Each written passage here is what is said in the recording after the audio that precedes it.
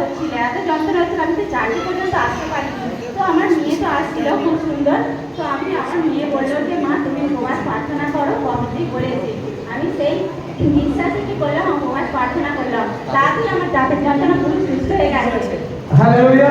দেখো ভবিষ্যৎবাণীরা বিশ্বাস করছিল, আর বিশ্বাস করে ভবিষ্যৎবাণী মেনে সে উপবাস করে প্রার্থনা করছিল।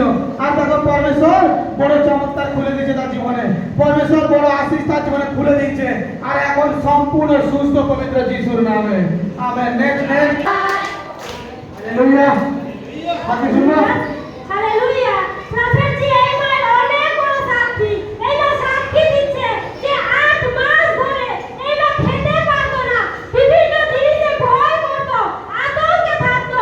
এই মিনিস্ট্রিতে আসার পরে প্রে করে, ফ্লো করে প্রার্থনা নিয়েছে, এইবার সম্পূর্ণ সুস্থ হয়ে গেছে। হালেলুয়া। হালেলুয়া। দেখো পরমেশ্বর প্রেটা আরো সামর্থ্য দিয়ে রেখে দিয়েছে।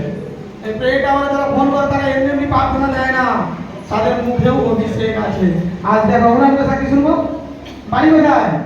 লালপুরে। লালপুরে। কি সমস্যা ছিল? ওই তো খালি ভয় পেত, জলে নামতে পারি, হ্যাঁ। সন্ধ্যা হলে কোথাও যেতে পারি। এখন এখন সেটাতে কাটছে কোনো অসুবিধা নেই, না, এখন কোনো অসুবিধা সাহস হচ্ছে একটু, একটু সাহস। আরো সাহস হবে।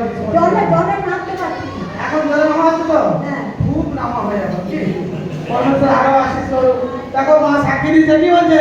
আমি জলে নামতে পারতাম না, ভয় হতো, আমি আশীর্বাদ করবি আরো জলে নামবে, সাঁতার কাটবে, অন্ধকারে পরমেশ্বরের নামে ঘুরে বেড়াবে, কেউ কিছু করতে পারবে না যিশু মসির নামে। আমেন।